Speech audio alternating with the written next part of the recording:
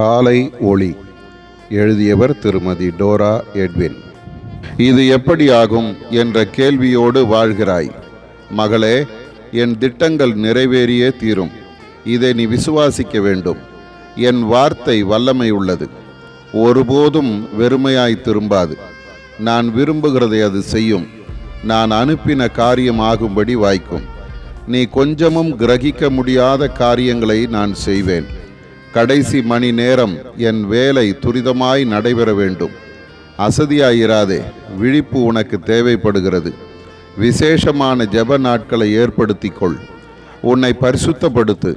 என் பாதத்தில் அமர்ந்து என் வசனங்களை தியானி. உன் விசுவாசம் பெருகும். என்னை வாஞ்சையோடு தேடு. என் காரியங்களில் கவனம் செலுத்து. இருமனதோடு செயல்படுகிறாய்.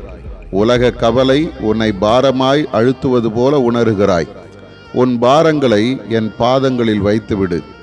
என் கிருபை உனக்கு போதும்.